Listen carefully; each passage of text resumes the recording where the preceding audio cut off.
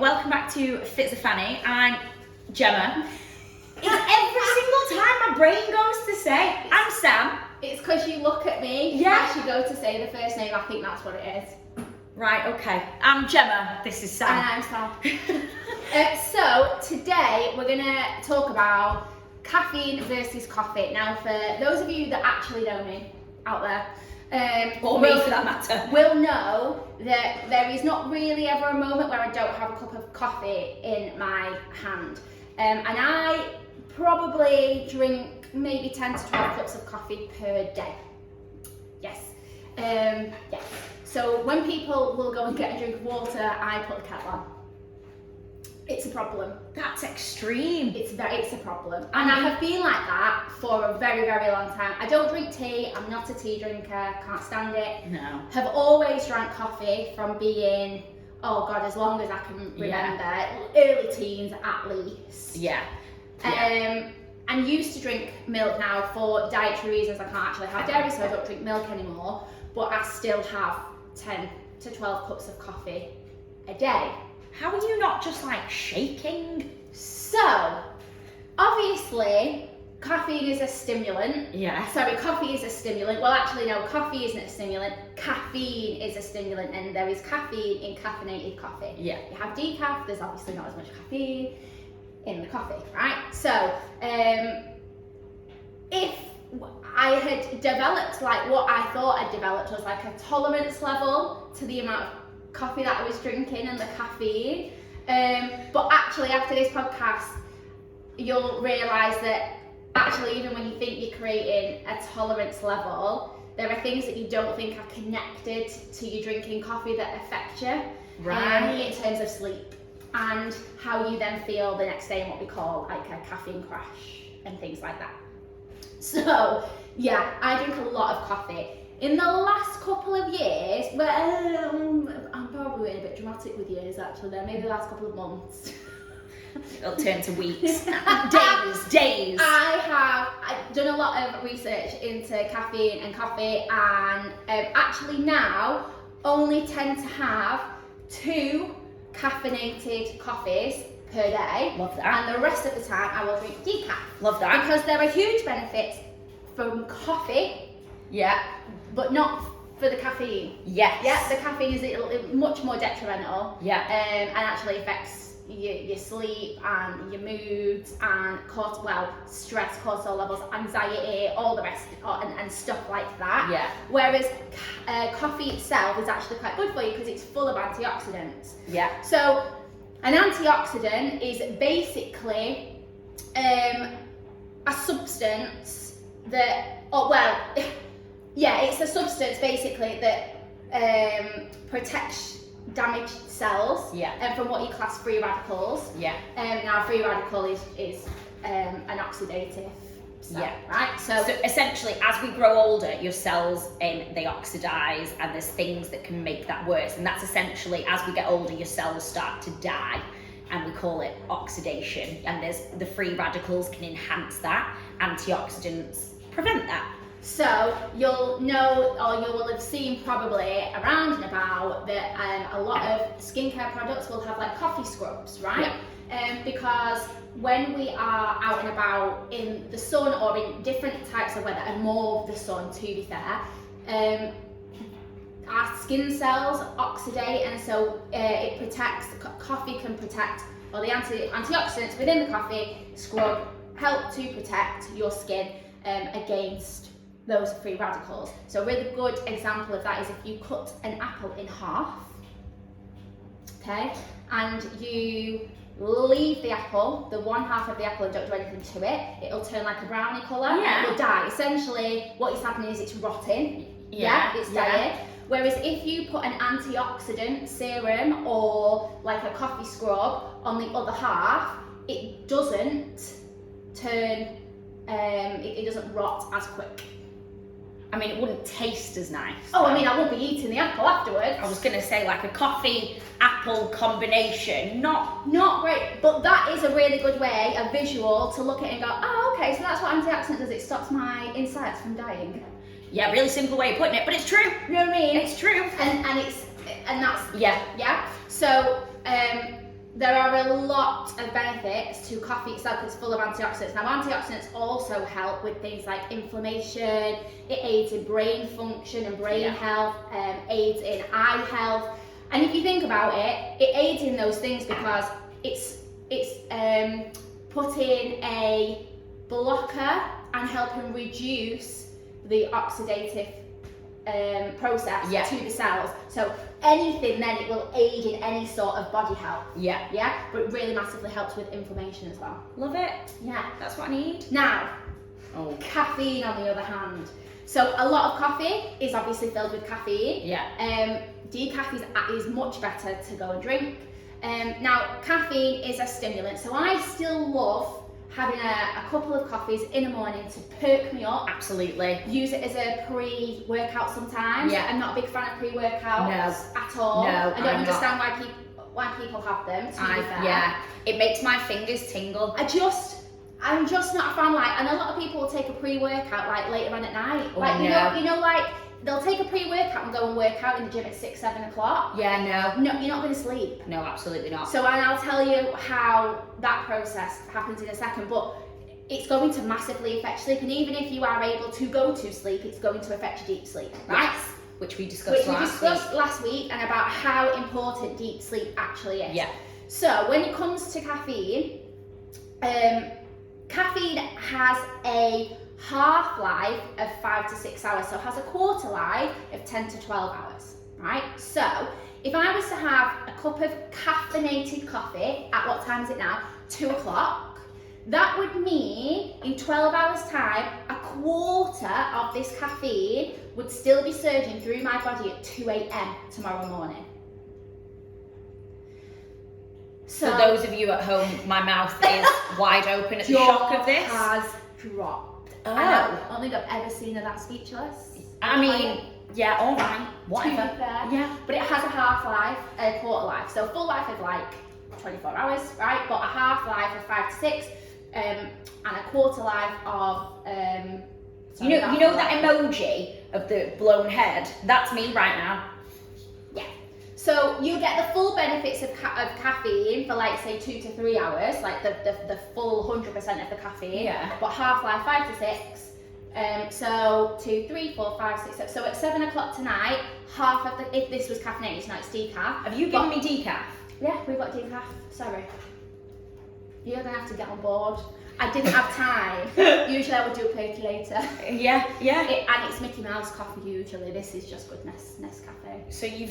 So I've got no Disney coffee, and I've not even got real caffeine. It's not real caffeine. Why am I even here? Really? I thought it tasted a bit funny. It's not the best. I need a better decaf coffee. If anybody out there does know where I can get a really good tasting decaf coffee, please let me know. Taste the difference. When you're a caffeine coffee connoisseur, I was going to say aficionado. Is that even a word? It is a word, but not relevant to that sentence. You've just picked a word out of thin air and added it into a sentence. But it sounds really good, doesn't it? It does sound really great, but you've just not used it in the right sentence. I mean, I've used it though. Anyways, aficionado. What even does it? I don't know. I'm not sure, but it definitely doesn't belong in this sentence. Right, okay, connoisseur. You can taste the difference between decaf and full. To be fair though, I have always only ever had 2 caffeinated. When I was in the height of my eating disorder, I'd have about 12. Because it suppressed hunger. But now I only ever have 2 caffeinated coffees a day. One first thing in the morning, it is the first thing I turn on, and then depending on what kind of day we've got, maybe another one mid-morning, and then the latest I'll ever have one is 3 o'clock, a full caffeine one. Well, that would be still surging through your body. I know, at 3 a.m. in the morning. My brain is blown at that. So the reason that's important is because the caffeine is a stimulant, it's a chemical that we then ingest, and that caffeine response then goes surging to the brain, and what it does is it blocks and latches on to our sleepy hormone receptors. So adenosine is our sleepy hormone. So for the rest of this podcast, I'm going to call it the sleepy hormone. Sleep hormone, I like it, But adenosine is what it's actually called. And it latches onto the receptors in the brain. So it latches on the caffeine and blocks the adenosine from being taken on by the receptors, and then the receptors telling the rest of our body, we're tired, we're really tired, we need to go to sleep, okay? Yeah. So what caffeine does is that then attaches onto the receptors, stops us from feeling sleepy, and then perks us up, right? So it stimulates us because caffeine is a stimulant. Yeah. Now, adenosine doesn't stop being produced. So adenosine is blocked, so it's a bit like a traffic jam on the motorway. The traffic hasn't stopped back here, but adenosine can't get through the traffic. So you've got your receptor, so the crash, for example. So the first car, you've got your caffeine, which crashes into the first car, right? You've then got your traffic jam, and adenosine continues to build up behind until that caffeine has worn off. And then it floods your system with all of this adenosine, which is why then, say the next morning you wake up and you feel groggy and you're tired, because you might have got to sleep, you might not have had a lot of sleep. Yeah, because like we said last week, you need your REM cycle is a 90-minute process. But by that logic, then if you've not actually hit a full cycle until like 2 a.m. and then you're waking up at 6, where you think you're going to sleep at like 10 or 11 and getting the full 7.5 hours, you're actually not. No. So it creates this backlog of adenosine, and so then that's when we have our caffeine crash the next morning. You feel like you need the caffeine to perk yourself back up, right? So people wake up and go, I can't, and I'm still one of those people go, I can't start my day without a coffee. Yeah, it's a running joke, and for any of my uni friends that listen to this podcast out there, I travelled in and out of uni, so I didn't live in. Yeah. But I would leave here at 7:30 in the morning, and at the time I was working 3 jobs. I was training in karate and dance. I was also doing a full dance degree. And I would drive, I'd have to leave Warrington at 7:30 to not hit any traffic and stuff. Yeah. And would get to uni probably about 8:15. Yeah. There was a Starbucks on site. Love and my coffee of choice at the time used to be a caramel macchiato. Love it. I mean, we'll not even discuss the amount of calories that I Yeah, but also, did you know, and no one knows this, so it's not caramel syrup that's in the bottom of it. No. It's vanilla. Yes. So I used to work for Starbucks, and literally, so it's only the drizzle on top that's caramel. It's vanilla syrup in the bottom. Fun fact, mind blown. Mind blown. Carry on. Yeah, and it was a running joke that if any of my uni friends came around the corner and I was sat in what we'd class as like a little common area, and I didn't have a cup of coffee in my hand, they wouldn't speak to me. Oh my God, I love it. I used to have clients do the same thing. I'd have a client at 6 a.m. and if she saw me without a coffee, she'd go, have you had a coffee yet? No, go downstairs and get one. And she would literally miss 5-10 minutes of her session just so that I could have had a coffee, because otherwise I am not worth anything. No, same here. I'm not worth talking to. No. Like it is a running joke, but it's not actually really that funny. It's not. I'm a dick until I've had coffee. Horrible without coffee. Oh my God. I'm horrible with lack of sleep and no caffeine. Yeah. Now, for me, until recently, I was hindering my sleep because of the caffeine. And then wanting more caffeine because I hadn't had enough sleep. So it becomes just this like really big vicious cycle. Yeah. So you would think then that if all of this adenosine, so the sleepy hormone, has backed up, you obviously have this big crash, right? So we call it like a caffeine crash because the caffeine has worn off, but because of the amount of caffeine that was in your system, all of this sleepy hormone has now gone, over flooded the system, basically. So you would think then that you would, have a really, really good sleep. Yeah. Yeah, no, not so much. Oh. So, because if you're still drinking the caffeine, you're still creating the same problem. You know how we talked about you can't ever repay sleep debt? Yeah. It's the same thing. You can't repay that sleep debt. So, the other thing that happens is, because caffeine is a stimulant still surging through your body, what happens is that it affects your deep sleep, right? Now we've discussed this, and deep sleep is essential for clearing out the brain of toxins, repairing the body. It basically is it's a deep wash. Yeah, it's a deep clean of the whole body in your deep sleep. But you've got a stimulant surging through your body, and although you might be extremely tired and your eyes feel heavy, you will struggle to get to sleep. And so then even when you are asleep, it affects your deep sleep because of the amount of stimulant that is still surging through the body. That makes so much sense, because when you are in sleep, you have different brain waves, so your alpha, your beta, blah blah blah blah, and different brain waves correspond to different levels of brain activity, different levels. So awake and asleep, you have different brain levels for being awake, different brain levels for being asleep, different brain wave levels for creativity, and within your sleep you have different brain levels for REM sleep versus non-REM sleep, so deep sleep versus non-deep sleep. So actually that makes a hell of a lot of sense, because if you're blocking those receptors, which will be in the brain, you're stopping yourself entering those brain waves that are going to help you with that clearing out process. Absolutely. Well, yeah. So it affects your sleep, not only getting to sleep, but then your actual quality of sleep as well. Right. The other thing that caffeine has a really big impact on is, so if you're like, anxiety, right? Because caffeine's a stimulant, it triggers anxiety, it triggers your stress hormone, so it affects your nervous system, and will create an anxiety. So people might have a couple of cups of caffeinated coffee, right, and they might not be used to it. Some people might have one and feel like their heart's pounding out of the chest. It's because your nervous system has gone into overdrive and it's gone into fight or flight. Now that's what anxiety is, right? So you go into fight or flight. Some people might be 6 coffees in and then that might happen. You'll get shakes. You get shakes, your blood pressure increases, because your body's preparing to run away or Basically, to fight. And you need that surge of adrenaline. It's why a lot of people can't drink coffee, because it makes them go to the toilet. That's another one too. Because essentially, fight or flight, your body is a lot quicker when you are a lot lighter.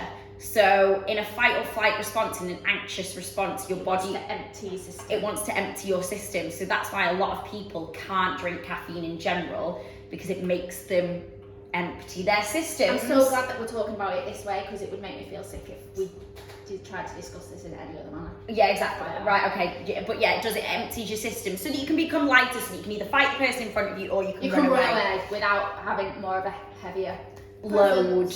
Yeah, heavier load on board.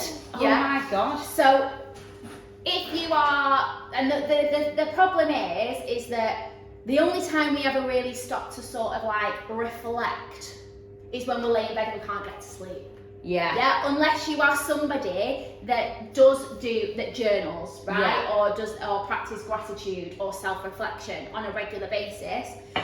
More often than not, you'll be laying in bed and you can't get to sleep, and then you'll start thinking of all the things that you need to do that you haven't done, anything that might be worrying you, which creates an anxiety. Drinking caffeine and caffeine being through your system makes that much, much worse, because you can't get to sleep. So then you do start thinking about those things, and then it creates an anxiety and a stress. And it just builds. So the other thing with stress then is adrenaline is produced, cortisol is produced, because the body is in a state of stress, and then our bodies want to hold on to fat. Yeah, they do. Yeah, because your body wants to hold on to fat, because it doesn't know when it's going to get its next source. Yeah, evolutionarily, one of the main stressors was food. Where can we get food from? So when you're in a stressed state, your body will hold on to fat so that you can have a spare source. And isn't it so incredible that our body, so like, when was the caveman era? I know, yeah. Right? Like, you think about how long ago that actually was. Yeah. That's where this stems from. And this holding on to fat, this cortisol. Like, they didn't know when the next lion was going to come a across. lion. Yeah, I don't know why I went for a lion. The next lion was going to come across. Yeah. So that they could eat, or You're going to try and hunt and eat a lion, are you? I'd give that a whirl. I would have gone more sort of like zebra or bunny rabbit. Let's start low and build upwards. Oh no, if you're in my tribe, we're going for the top. Okay. Whoever wants to go to hers, you're chasing a lion. I like a bit of a challenge. I mean, you may end up dead. Hey, take the risk. I'd take the Oh my risk. god. How did she die?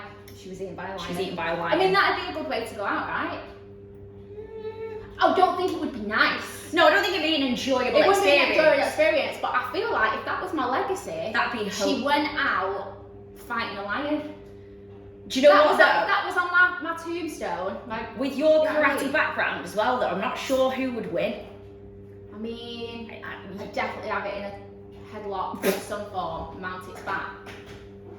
I'd be like, sorry, you're attacking me in the wrong way. Can we try again? Can we try again?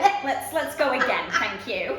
Try nicely. Thank you. Yes. Okay. Oh my God. Yeah. Madness. But it does. Your body holds on to fat. Do you know what else as well? So because obviously our appendix is a vestigial organ. That is used correctly. It is used correctly. Do you want to explain to people? A vestigial organ means it's no. If you don't need it. You don't need it. You don't need it. It's a vestigial. I really like it. Somebody was reading PubMed last night. A little bit, I'm not gonna lie. Yeah, so it's an organ that you don't need because it's from when we used to eat more like grass-based things, but yet we still have it. Some people are no longer born with it as well. So actually, so evolution is happening, but it takes God knows how long. It takes thousands, millions of years for us to evolve, and the fact that we have not evolved yet from even though our stresses are different, we're not necessarily in our world, we're not necessarily worried so much about finding food or being attacked We've by got a lion. convenience now. We've made the world where it's convenient to go get your next source of food, but our bodies don't understand that. Our bodies don't know that. Mhm. So it's like we've progressed, but our bodies haven't caught up yet. Absolutely. So if you're stressed, if you're increasing your caffeine, not just coffee. So coffee is good, caffeine is bad. Right. Caffeine is good. In moderation, caffeine like is we're bad. not saying, give up caffeine Yeah. altogether. Oh yeah, no. I mean, I would never, ever suggest that. But if you are someone who drinks a lot of coffee, then maybe evaluate, or a lot of caffeinated coffee, maybe evaluate how much and at what time. Yeah. It's all about timing more than anything. Yeah. It's about when you're drinking those, really. And also, if you are a Starbucks, Costa, various barista lover, don't piss off your barista. Oh, right. I worked for, I'm not going to say anymore, but a few different places. Don't be mean to your barista. Maybe don't do that. One guy used to come in asking for an 8-shot caffeinated. 8 shot. I mean, it may not have helped. It's just a heart attack waiting to happen. I know, but it may really. not have helped that because he was horrible. I gave him decaf. So he didn't think that his coffee was strong enough. So he was. I mean, I'd just stopped coming into the shop. Yeah. Do you know what I mean? And then I wasn't getting what I thought was good coffee. I know. Well, I don't know. He kept coming back I though. must have thought it was good coffee. And then Do you know what would be really interesting to know if it was the oh god, what do they call it when placebo effect. Whether you're still getting that. actually still getting any of the caffeinated symptoms. It was a placebo. Yeah, but just don't annoy your barista is all I'm saying. No. Just don't do it No. because it's not wise. Not at all. No. But coffee, loads of antioxidants. I mean, to be honest, with the amount of coffee I drink, Yeah. and the amount of antioxidants that probably surge through my body, I basically should be a little bit of a superhuman bionic. Yeah, I was gonna say you're probably gonna live to like 3,000 or something. Yeah. Maybe we'll be fighting lions again then. Maybe. Maybe I will let you know. I'll let you know. But yeah, so, and that's one of the reasons, it's also side note, but one of the reasons why they limit it during pregnancy. So Yes. there's loads of other things that caffeine is in. So it's in chocolate, it is in tea, but in smaller amounts. It's in green tea. It's in quite a few different things. And they say 200 milligrams of caffeine per day during pregnancy. Which is like 1 cup of Yeah. coffee. It used to be 200 to 400, and they've actually changed it now just to 200. So it's either 2 cups of instant coffee. I was going to say, because then the difference is instant coffee, milligrams of caffeine is very different to what you would get at like a Costa or a Starbucks.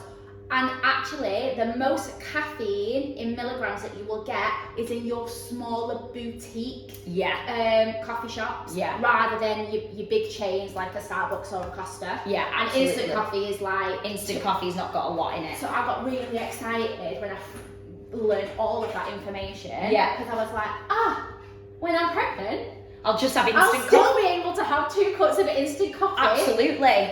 Every day. Every day.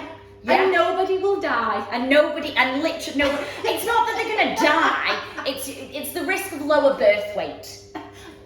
I mean, it actually is for nobody will die, because if I don't have caffeine when I'm pregnant, I worry about everybody else. To be fair, if you didn't have caffeine when you're just I in actually general, wasn't thinking about the pregnant body. I was thinking about about other people. Yeah, because you do not want to be around either of us without caffeine I'm in not us. with it. Yeah, not at all. But yeah, guys, moral of the story: caffeine bad, coffee good. Absolutely. Nailing it. Absolutely nailing it. Yeah, and moderate you when you have it. So that's the biggest thing I'm going to say. It's going to 100%. If there's anything you're going to take away from this is, think about when you're consuming that caffeine. Yeah. So you don't want to really be drinking any caffeinated drinks after 12 o'clock. Depending on when your bedtime is. But I mean, really, after 10 a.m. Right? But definitely not after 12, because otherwise, like I said, got a half-life of 5 to 6 hours, but a quarter life of 10 to 12. Yeah. I'm doing it. That's me. That is going to be my new little habit to try and implement. I mean, I have been doing this for a while now, and I have noticed a massive difference. Really? I'm not getting up in the morning feeling groggy. Right. I'm thinking, oh God, I need that caffeine. Like, don't get me wrong, I enjoy drinking the coffee. I like the taste of it, so I like to drink it. But I don't feel like I need it. Whereas I used to feel like I really needed it in the morning, and I would drink a full cup of coffee before I went to bed at 10 o'clock. And I didn't think that it was actually affecting me, but it was, because I was waking up and going, I need the caffeine, I need something to perk me up. Right. But it's because obviously I hadn't had enough of the sleep hormone surging through my system to give me a good enough quality of sleep. Love that. Love that. Yeah. So guys, implement new coffee routines, caffeine routines, and get some antioxidants in you, and you'll live to fight lions in 3,000 years. That's the one. That's what we're aiming for. See you next